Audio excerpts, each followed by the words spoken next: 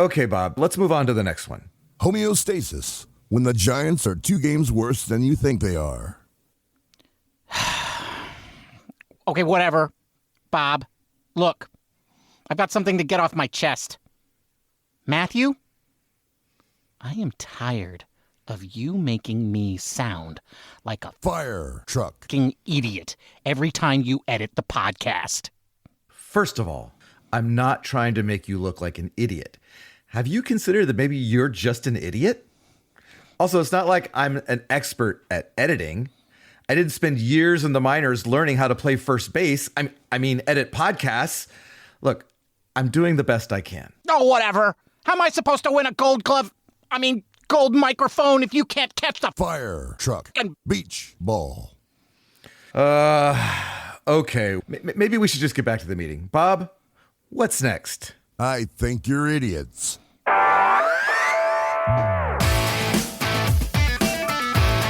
Welcome to Giant Cocktails, where the jokes are sharp and so are the Giants. Here are your hosts, Ben and Matthew Henry.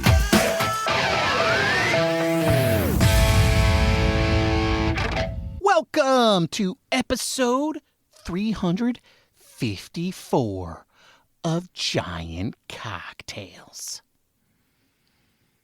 Matthew, Cody Ross had a 354 on-base percentage in 2010 after being claimed off waivers from the Florida Marlins in late August. And he was even better in the postseason when he had a slash line of 294, 390, and 686. And he was an absolute stud in the NLCS, where he hit 3 home runs in 6 games and won the MVP award as he led the Giants to the World Series and their eventual first San Francisco title. Cody Ross. Legend. Would you put Cody Ross on the wall? Would I put Cody Ross on the wall? I don't think he deserves it in the sense of longevity, but I think it's safe to say that if Cody Ross isn't there, they don't win the World Series in 2010. And I know you could say that about Tim Lincecum or whatever, Buster Posey, but yada, the point yada, is, yada, blah, blah, blah. You could say that about Joe Panic. And Joe Panic is also on the wall. So I feel like that. I think like the Joe Panic wall bearing now opens the doors for other Joe Panic-like players like Cody Ross. Yeah, Cody Ross. Well, then that begs the question of Edgar Renteria. Sure, put him on too. Yeah, sure. Yeah, put them all on there. Yeah. I agree. He'd go on the wall in the Giants hat, though, wearing a Cardinals hat, right? He'd go on the Giants wall wearing a Cardinals hat, wouldn't he? Oh, Edgar. I mean, probably that's how everybody remembers him. Be a little weird. Enough with the banter. Let's talk cocktails. Yes, let's talk cocktails. Hit me, Bob. What are you drinking, Ben? Well, thank you for asking, Bob. That's very kind of you. Today, Bob, I'm drinking a cocktail that I'm calling the Mellow Vitello, in honor of one Tony Vitello's first managerial victory in the major leagues. And I will tell you what is in a Mellow Vitello at the end of the episode. I'm really hoping that it's a yellow Mellow Vitello. What are you drinking, Matthew? What am I drinking, Bob? Well, I'm drinking something that I found on an app like 2 minutes before we hit record, called Chatham. It's a basic sour, but it's pretty tasty. I'll tell you all about it at the end of the episode. Was that Matt Chatham? Yes. That reminds me, the little skit that we did at the beginning of today's episode has no bearing on any events that may or may not have happened. No mound visits that may or may not have happened. Yeah, there's a completely fictional accounting. Anyway, today is Wednesday, April 1st, as we record this podcast. Matthew and I strongly considered whether or not we should do an April Fool's joke in this episode. And we decided no, because you wouldn't be listening to the episode until after April 1st was over. Also, I know there are a large population of people that think April Fool's jokes are stupid. And I'm kind of borderline, you know. Sometimes I feel that way. So we didn't do it. So my apologies for those of you who celebrate the holiday. Oh, let's see. Oh my God. Matthew. Yes. The Giants went 2-1. Get out. They won 2 baseball games. They scored runs. Plural?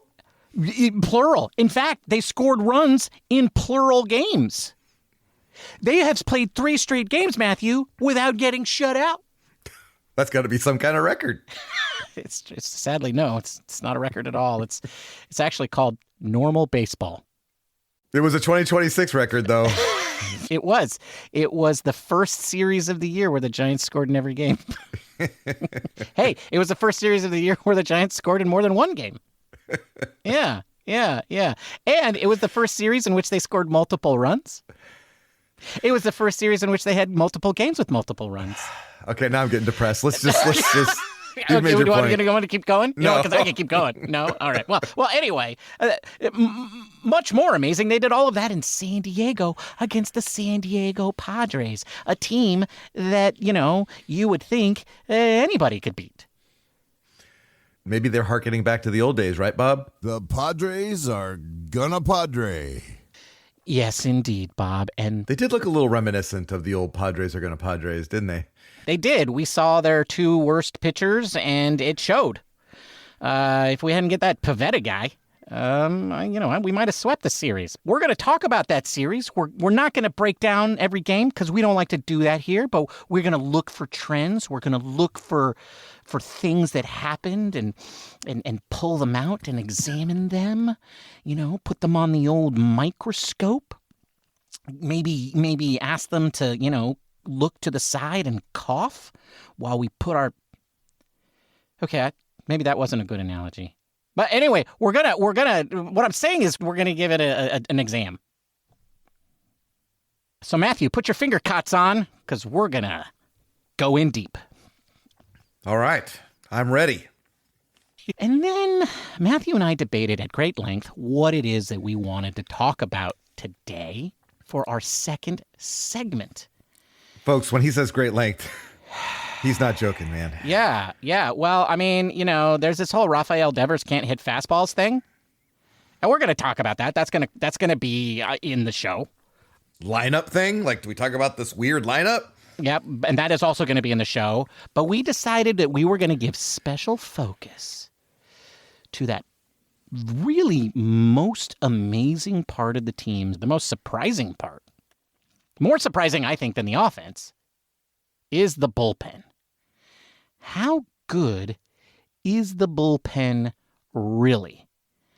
Especially after today's bottom of the 8th inning, which was sort of like a little dramatic moment in and of itself.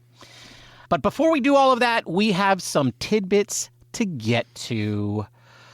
Let's see. There's all kinds of roster changes, and I'm going to let Matthew take the wheel on these one because Matthew really, he gets all excited about the roster changes. He's like, ooh, roster change. Yay! Well, this year I typed out a roster so that I could look at it whenever you asked me questions, and I forgot to update it. You forgot to update it because Matthew, there were multiple changes to the 40-man roster. There were. First of all, Luis Matos, goodbye. Yes, he had been DFA'd to start the season, which meant the Giants had a few days to trade him. And the Brewers wanted him so badly that they decided to send some cash. Yeah. So they could get Luis Matos. Yeah, and they have to put him on their 26-man. So Luis Matos is now a Brewer. So much luck to him. And may he have many great games against everybody except the Giants. But Matthew, even bigger news. Was it though? Was it bigger news? Than Matos getting traded after he'd been DFA'd? Okay, Yeah, I think a guy Tyler getting Fitzgerald DFA'd. got DFA'd. I just don't know if that's like warrants being a big news announcement. I didn't say it was big. I said it was bigger. Like, Okay. like a tiny little thing is still bigger than a smaller thing, right? Okay, it's true. bigger, Okay. but they're both still small.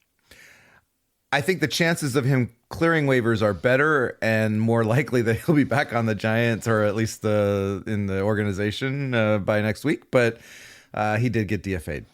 Yeah, so he's in purgatory right now. He has to leave the organization, and he just does nothing until he either gets claimed or the Giants, or he clears waivers and the Giants outright him to Sacramento. That is where one Tyler Fitzgerald is right now. Now, why? Why was Tyler Fitzgerald DFA'd?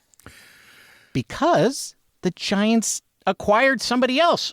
Probably took that cash they got from the Brewers and sent that cash right back to the Tigers for who, Matthew? For one right-handed relief pitcher named Dylan Smith, who pitched fairly well last year in a very small sample. So, okay. All right. Again, nothing to get real excited about, except that maybe he's the next one up now that Butto's gone. I don't know. I guess we'll talk about that when we get to the bullpen, won't we? So one Dylan Smith's name may come up again.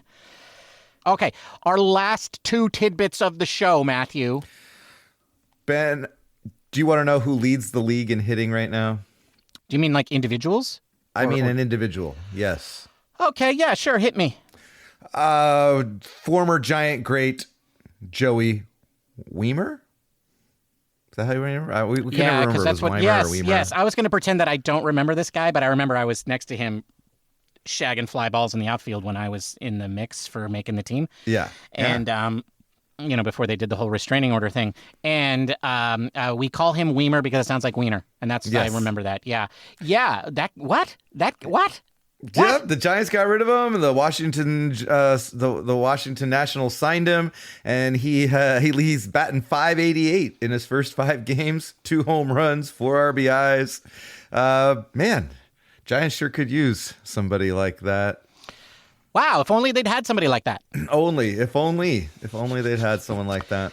Well, Matthew, that's why Buster Posey and Manazian II or whatever get paid the big bucks to make decisions like that. But isn't there somebody else who's also doing like great things? Well, our old friend Dom Smith, who had a really good year last year after being a late signee onto the team, was eventually picked up late in the offseason by the Braves, and in his very first game as a Brave, hit a walk-off grand slam. Wow, he's reunited with Mike Yastrzemski. Yeah. They are actually both taking the place of that dude that got suspended because of steroids. Oh, Jurickson Profar. That's right. The Reuter, the guy who's addicted to steroids. Yes. Exactly. Yeah, had signed a big contract and just still couldn't stop taking the roids. And is losing at least a year of money because of it. Yeah. Weird. All right. Well, that was a lot of tidbits, Matthew. I just feel like, why not? I mean, we can't hit our way out of a paper bag for most of the season so far, and then 2 guys that were on our team actually.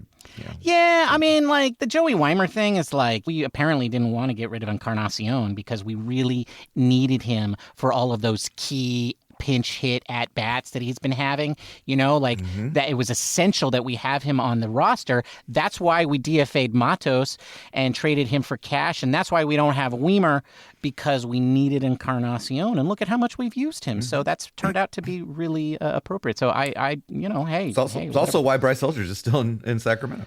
That's...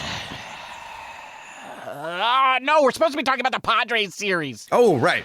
All Okay, right. focus. All right. Anyway, focus. All right. Hey, dude, they won a series against the Padres in San Diego. When was the last time that happened?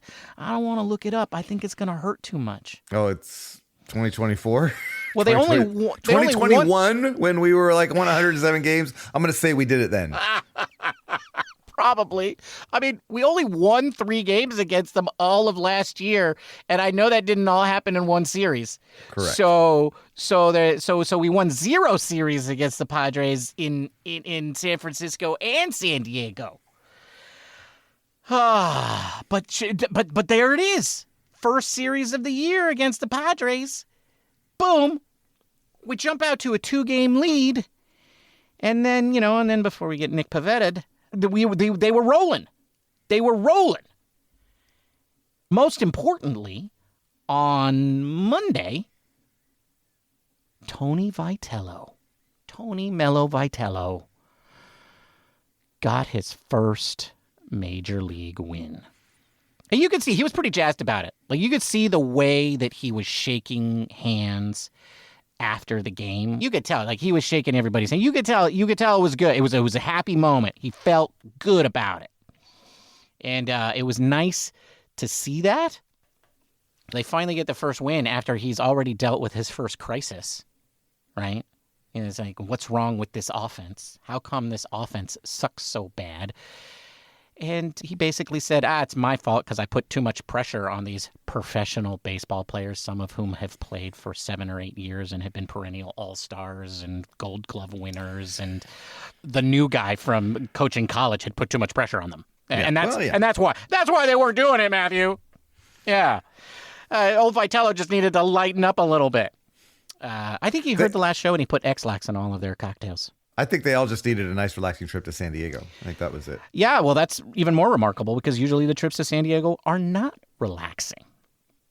All right, so a couple of things that jumped out at me. First of all, this is not something that we've talked a lot about in our first couple of episodes because there's been so much other stuff going on, like the offense and the crazy bullpen. But I think it was pretty notable, Matthew, how good the starting pitching was in this series and really has been now for, well, I guess 5 games, right? Opening night, not a good night.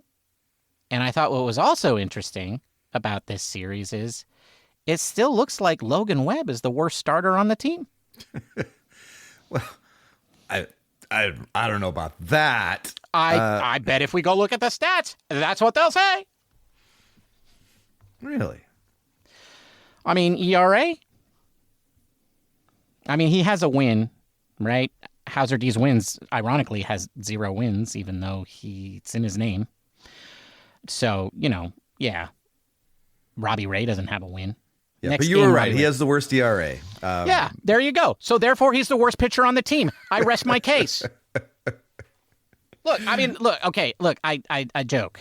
But the point is that you're in a pretty good spot when Logan Webb has the worst ERA on your team. That is a good point. And I think through the first turn through the rotation, I'm not worried at all. I feel like things have settled in quite nicely. And obviously, it's a lot to ask maybe all of them to continue pitching that way. But if they were, then we'd probably have a pretty good season, I would imagine. So far, so good. And I will say that my favorite start, though, of course, was Landon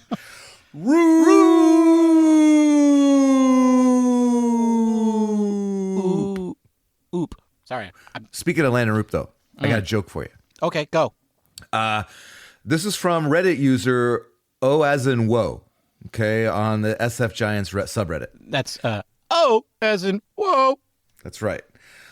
What do you call it when you give Landon a few runs? A few run lead. A rupee cushion. Okay, one person made that joke up and another person enjoyed that joke so much that he decided not only to inflict it on his brother twice, but then also inflict it upon thousands, hundreds, tens, our mother, in a podcast. Wow. Honestly, he looks like the best pitcher on the team. Really, really good. Oh, he looks so good. So good. And I'm really excited that, like, if he could stay healthy, what the whole year would look like. So, yeah. And if we had Ray and Webb, and I mean, I really do feel like the linchpin of this rotation is Roop, and like how he goes, the team will go. I disagree. After watching Tyler Mahle and Hauser pitch during spring, Hauser D's wins pitch during spring, I was pleasantly surprised by how those guys went. Like, these were not signings I was excited about, right? Yeah. There's no doubt about that. But really, my biggest concern for those two gentlemen is not how they pitch; it's how many innings they pitch. And so you say, we can't. It might be too much to ask for them to pitch this well for the rest of the season.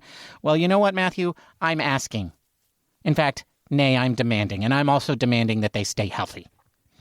But I'm also not going to hold my breath. So Landon Roop better darn well last the whole season, because I'm not sure we can rely on the back half of this rotation to do the same. It's okay, though. It's okay, though, because you can rely on the offense, Ben. That's right. Because it's the slump is over. The offense, all over, man. The offense is broken out. We went from last in all the major offensive categories to like the 20s in one game. That's right. Wait, what? I know it doesn't sound quite that impressive, but it was that I was excited, because when you only have like, one run on the season and like, 4 hits and all that kind of stuff, it's like, wow, you're really at the bottom. But then like in one game, we leaped over like, close to 10 other teams. So I'll take absolutely. Absolutely. Offense broke out. Problem. Well, here's the thing. Oh, no. Did it break out, Matthew? See, I knew you were going to ask something like that. Because here's the thing. They now have their runs per game average up to what, 2.6? Sure. Which is not good. And most of that is on the back of a 9-run game. They've played 6 games. In 4 of those games, they've scored 1 run or less, and they've only broken the 3-run barrier once. I'm beginning to notice that there's a bit of an outlier in these 6 games, and the outlier seems to be that 9-run game. Sure. I think what you're also forgetting to look at is that first number, 6. It's only 6 games. Now, if it's the outlier after like 20 games, then I think we need to worry a little bit. But it's only 6 games, and let's tap the brakes a little bit on this. You're right. You're right. Because also during this series, a bunch of guys broke out of slumps. And now we got a lot of guys hitting the ball well. I will, like, none other than Mr. Slow Start. Like, you were all, Willie Adames, he always has slow starts. That's what you said. And you were... I did. I said that. Yeah, you said that. I was wrong. Yeah. You were wrong. I, on the other hand, said that a lot more than you did. Yeah, I also said that. It's because it's true. It's true. But it's no longer true. I mean, the guy went off for 2 games. Didn't have a great game today, but he had 2 great games in a row. Hey, he has another good game in the next day or so, and then I think we can say this whole slow start thing is not happening this year. And then when you look at like Luis Ariz had a good game today, and he was like the rest of this. Okay, well then there's Rafael Jung-Hoo Lee. Yes, Jung-Hoo Lee had his 3rd best game as a San Francisco Giant in this series, Matthew. And if you look at the other games, he. Yeah, I mean, even with his great game, he's still hitting $190. I know it's... Matt Chapman hit a home run. There you go. Oh. And we need to talk about that home run. Tell me about this home run. Well, there was a bit of drama. We already covered the drama between Matt Chapman and Casey Schmidt obliquely at the beginning of the show. But there was also a little bit of a confrontation between one Willie Adames and Jerry. Yes, there was. Now that you mention it, and this could be the first Tony Vitello like challenge of the year, right? Because when Matt Chapman hit his home run and he circled the bases and he's giving his high fives and he gets into the dugout, gets near the dugout, Willie is waiting there to greet him for the customary removing of the helmet. Yeah, but somebody else was there too. Jerry was there too, and he took the helmet off first. And then Matt Chapman just ran down the stairs into the dugout to get all his fives. But the camera stayed there. Willie gave Jerry a stare down. It was a stare down. I thought it might come to blows. It was pretty intense. It was pretty clear that Mr. Adames was not happy. But honestly, I'm on Gerard's side here because the man doesn't have a job. Yeah. That's his job. He doesn't do anything else. And so, like the man had literally not played in a baseball game up to that point. Agreed. I'm like, Willie, let the man take the helmet off. He hasn't done anything. He can't even get off the bench. Help him, let him have a little bit of fun. That's right. All right. Well, okay. So there's two other things that I want to cover before we jump to the bullpen. It would be nice to segue into the fact that the bench finally played. So why don't we do that before we get to the other weirdness? Okay. So yes, but then later today, one Jerry did finally make it into the game. We saw our first pinch hit by the San Francisco Giants in their sixth game when they sent up Gerard Encarnacion to hit for Patrick Bailey. They were the second to last team to have a pinch hit appearance. There's only one team remaining that hasn't had any, and that's the D-bags of all teams. So the Giants, that was it. That was it. I feel bad for Encarnacion because what did you expect? He hit a weak ground ball to second base because he hasn't swung a bat in a live game in like over a week. Yeah. I'm a little concerned about the bench usage because not that I'm not necessarily questioning when they're played and all that, but the fact that they haven't played at all is a little bit of concern to me because how do you keep guys active? How do you keep them fresh? How do you keep them ready, when they're just sitting on the bench the whole time? And then I feel bad for Daniel Susak's parents. That's right.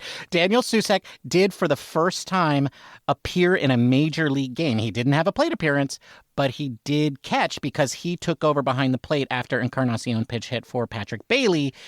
So he finally made his major league debut. And his parents can go home after having traveled the state of California for 6 straight days.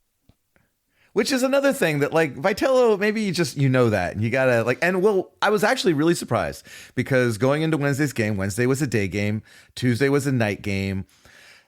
I don't know. I don't really have the universal manager's handbook, but it seems like usually when a catcher has caught 5 days in a row and then there's a day game after a night game, then the backup plays. And yet Bailey was penciled into the starting lineup again. And so that's another one of my little ooh, that's a little different. That's, it's weird. It is weird. It's weird. Yeah, no, what's happening right now with this roster is weird. I mean, these guys aren't playing at all. I don't know. I mean, this seems a little too simplistic, but, I'm pretty sure Vitello is used to playing just the same 9 guys all the time, right? Because I'm guessing at the college level, that talent is significantly better than the talent that's on the bench.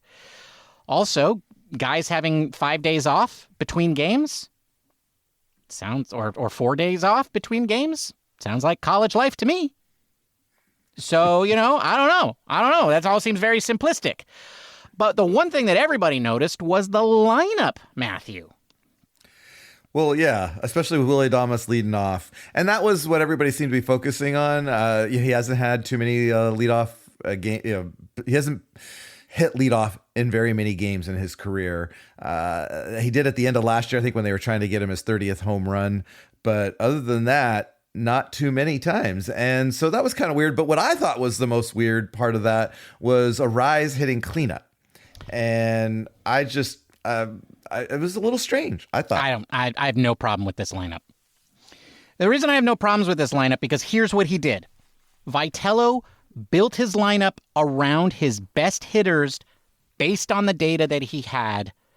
What was weird about it was that it was based off of 3 games of data. He put Ramos in the 3 hole because that's where you put your best hitter. And Ramos up to that point had literally been the best hitter. He put Devers in the 2 hole because you want to get your best guy, especially as a good on-base percentage. You want to get him as many at-bats as possible, so rather than have him clean up, he has him hitting second. Then you put Arise in the 4 hole. Why? Because he's the only other guy on the team who had a hit. Right? Okay, not really true, but basically true. I think he was the only other guy who had multiple hits. He was basically building his lineup around Elliot Ramos and putting the next best guys above and below him, and then he ran out of dudes. Right? Like, I think the only choice at that point, if you're going to build your roster that way, your lineup that way, is obviously Bailey, Lee, and Schmidt were going to hit in your 7, 8, 9 holes spots. So the only question was Chapman, Bader, and Adames. Chapman's not going to hit leadoff, so it's got to be Adames or Bader. And I think he just went with the guy he wanted to have the most appearances. And that's how that lineup happened. It was a way to shake things up without actually making any changes to the starters at all. It's like he changed a bunch of stuff, but really didn't change anything. And it worked. It did work, so you can't really argue with the results. I thought what I thought was interesting is that lineup ended up being a right, left, right, left, right, left, right, switch, right lineup, which makes it hard for opposing managers to bring in pitchers for matchups because they're always going to have to face someone that's in a platoon advantage. So it was interesting, but it worked for one game at least. We'll see if they stick with it. All right. Well, Matthew, it's time for us to finally move on to our second segment, the bullpen. It's been a bright spot for the Giants so far this season, but you and I, especially I, made a big deal about how bad this bullpen looked on paper. And I guess the question that I have is the bullpen really as good as it seems? It has been performing well. But a lot of that great performances has been out of guys that you wouldn't expect. The worst 2 relievers on this team have been 2 of the guys that you thought were they were locks. They were the few locks that this bullpen had in spring. Butto and Walker. So let's start with Ryan Walker. He's supposed to be our closer, but he hasn't looked very dominant in his appearances, and he almost blew the first win. Discuss. Well, I mean, yeah, you really would like they haven't named him the closer. You would like the guy that comes in to close the game to actually look like he should close the game. And Walker did not walk the first batter he faced. It became, I immediately started to get uncomfortable. Yeah. Gives up the home run. And then obviously ended up getting the save. But I think a guy who's trying to prove that he belongs in that role to come in and do that in his first appearance is not doing him any favors. And I would be surprised, or I wouldn't be surprised if Walker ends up not being in that role over the long haul. Okay. So if he's not in that role in the long run, who would it be? Do not say Caleb Killian. You keep saying his name, and I just I couldn't.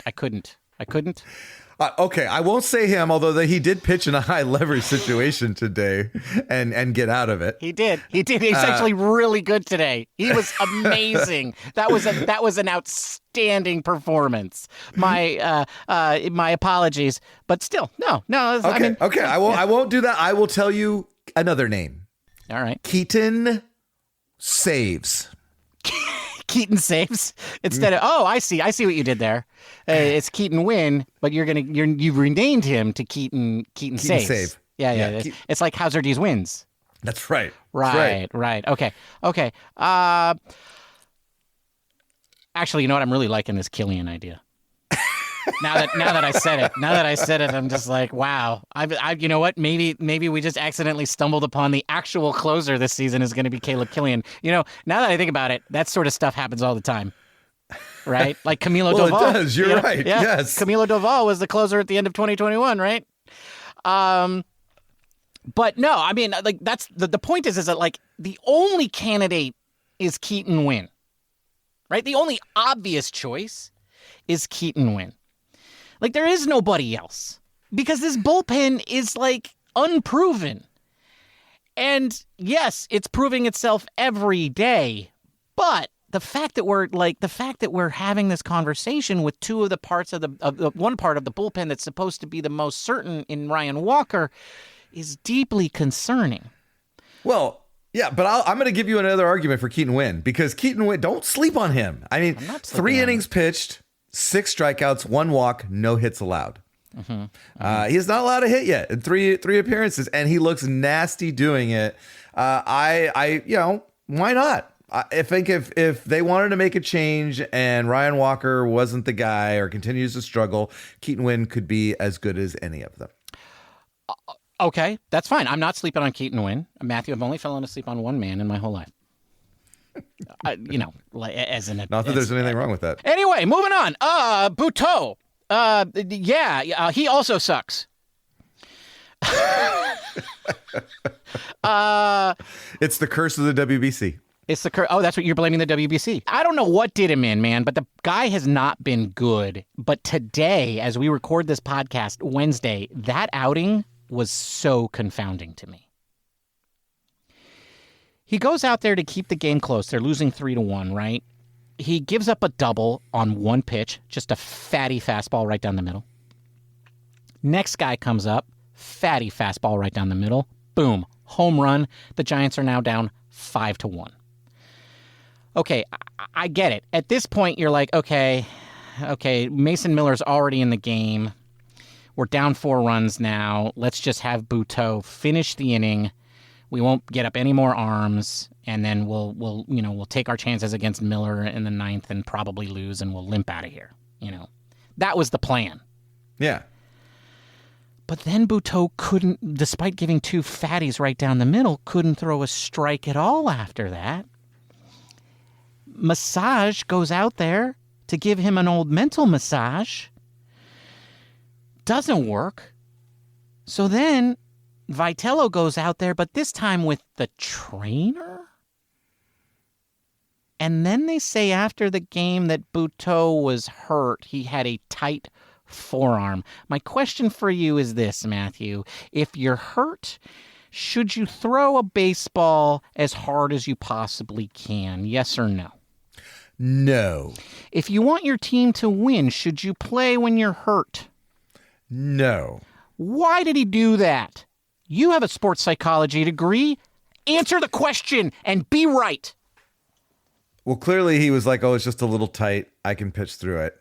And that's the wrong answer. And I mean, guys think all the time that, oh, I got a little nick or a little pain. I could just keep going because nobody wants to give up their spot on a major league roster. I get it. But no, he shouldn't have been pitching if it was that way. And his velocity was way down. I mean, there was a lot of telltale signs that things were not right. And yet it took him a while to figure it out.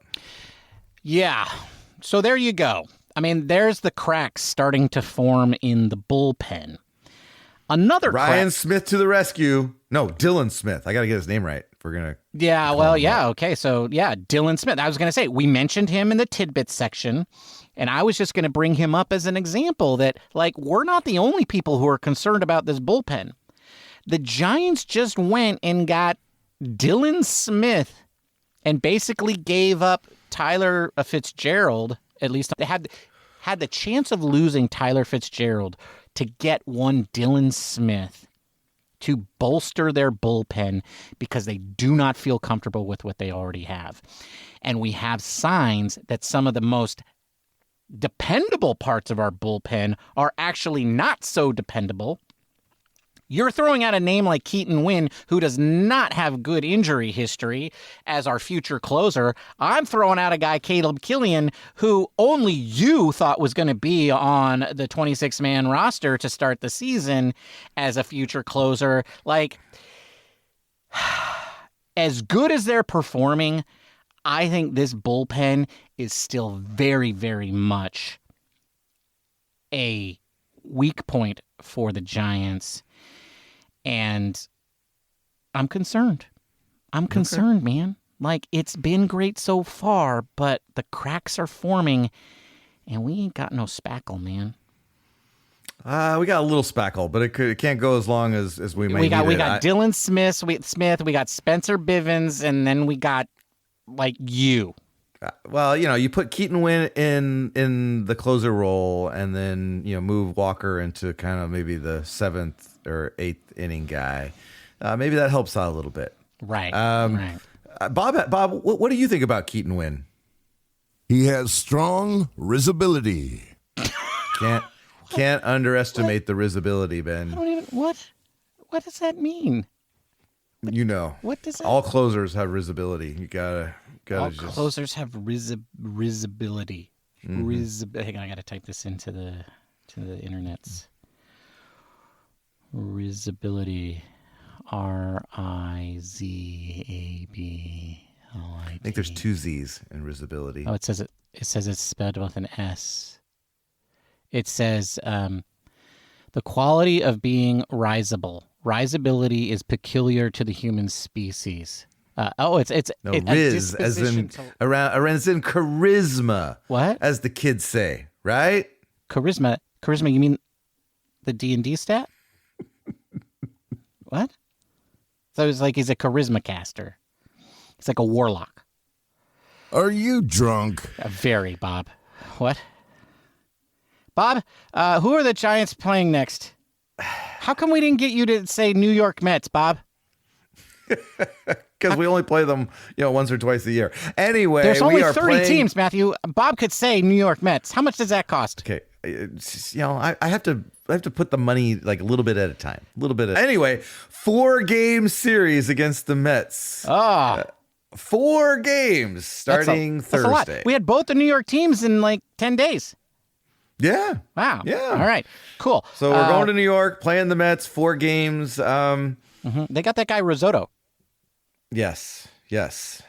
Who's maybe full of risibility as well. I don't. Risotto is risibility. Is that there? It tastes like does it taste like risotto? No. Isn't it time for the booze, boys? Yes, Bob. It is. What are you drinking, Ben? Bob. Thank you for asking again. Bob, today I'm drinking a cocktail that I am calling the Mellow Vitello in honor of Tony Vitello's first victory. And Matthew said at the beginning of the show, I hope it's yellow. And you know what, Bob? That was actually the theme of the cocktail. I went for yellow spirits or liqueurs. So yes, it is yellow. So what's in it? Well, first of all, it has an ounce of whiskey. I used bourbon, but whatever. Scotch, rye, do whatever suits you. Now, that's a little bit of a brown liqueur, but on top of that, I added half an ounce of Yellow Chartreuse. I know, it's hard to find. I don't know. Use Benedictine instead, I guess, if you don't have it. That would be fine. Yeah, that's reasonable. Yeah, use Benedictine. Then it has half an ounce of Elderflower liqueur. Put all of that into a highball glass with ice. Top it with club soda, then stir gently to combine. And that is how you make a Mellow Vitello. If you want it to be sweeter, you could use something like lemon lime soda or something like that of that nature. Yes, and obviously, it does the trick. And that's what I'm drinking today, Bob. A Mellow Vitello. That's a tasty cocktail. It was really good, Bob. The chartreuse mixed with the whiskey was actually a really good combo. The elderflower liqueur does help kind of mellow out the spikiness of the cocktail, as does the club soda. So make sure both of those are there. What are you drinking, Matthew? Bob, I'm drinking a cocktail called Chatham. It was originally in a book called The Joy of Cocktails by Gaz Regan. Interesting name. Wonder what the story is behind that. But anyway, what's in a Chatham? Got 2 ounces of gin, a half ounce of ginger liqueur. Domaine de Canton is the one that they recommend, and a half ounce of lemon juice. I will say that I did not have the Domaine de Canton. I had another ginger liqueur that's very spicy. It's a lot spicier than the Domaine de Canton. And so I did 2 ounces of gin, 3/4 ounces of the ginger liqueur, and 3/4 ounces of lemon juice, because I also felt the recipe was a little light and I wanted a longer cocktail. And then I put 1/4 ounce of simple syrup in there because my ginger liqueur is very spicy. I wanted to mellow it out a little bit. But either way, put both versions in the show note. You put that all into a shaker with ice, give it a good shake, strain it into a cocktail glass, and there you have it, a Chatham. And it's nice. It's a good old fashioned daisy / sour with a little bit of spice from the ginger. Very yummy. That's what I'm drinking, Bob. That's a tasty cocktail. Yes. Very, very good. And that's a wrap, folks. Thank you for joining us. We'll see you on Monday after we have dealt with the New York Mets. If you can't get enough of us until then, you can join us on the socials, all the usual places under the name Giant Cocktails. Don't forget, you can also subscribe and comment to us on YouTube. Leave us comments on Spotify as well. But most importantly, we'd like for you to rate the show. Go over to Spotify or to Apple Podcasts and give us a 5-star review. Why a 5-star review, Bob? It's not positive if it's not 5-star positive. That's right, Bob. Not positive, it's not 5-star positive. So go over and do that, folks. Until next time, Ben, it was great talking Giants with you. Cheers, my friend. Cheers, Matthew. Bye, everybody. Goodbye.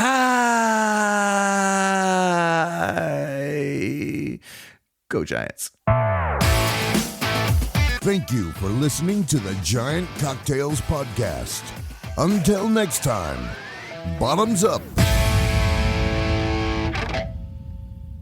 I'm just reviewing some of the comments on Spotify. We have 2. Couldn't have done that before we started recording. What? No, I mean, it could have, but like. What'd they say? So Morgan Lindsay says that Cece is actually from Vallejo, Valley Joe. How do you pronounce that? It's Vallejo. Are you sure it's not Valley Joe? Sure. Why not? Sorry, excuse me. Vallejo. Okay? There you go. The city of Vallejo. Right? I mean, like, you can't pronounce the L's one language and then the J in the other language and just say, oh, that's right. Right? Like, hey, why not Valley Joe? Right? You know, it's like the Salinas Valley. And then we just cruise on up old 101, take a right, and then we're in Valley Joe. Anyway, that's where CC Sabathia is from, not Oakland. Okay. So neither of us know where CC Sabathia is from. The point is, we didn't want him on the show. He was never a Giant. That's the point. Okay. Well, I mean, that's my point. And then Justin says, I am amazed that this episode didn't start with Ben crying about a Doval. Look, I mean, every episode could start with me crying about Doval. But man, he could have been a producer. Where was he when we were trying to figure out what to do? Yeah. Look, Camilo will forever and always be, one of my favorite Giants. But also, Justin, love the amaze. I'm glad that you caught that. My brother has no idea what that means, and that just makes me happy. All right. Anyway, we had a new review as well. Oh, man. Was it 3 stars? No, Jim, Oh. 1999 said 5 stars. And he says, Apple needs a 6 star. Whoa. Yeah. Yeah, they do. Yeah, they do, Jim. Thanks, Uncle Jim. Jim's my new favorite. I love it. Thank you, Jim. Uncle Jim. No, it's like, I don't. Yeah. Not my uncle. Oh. No. Look, there's other people besides our family members that like this show. I hear. Allegedly.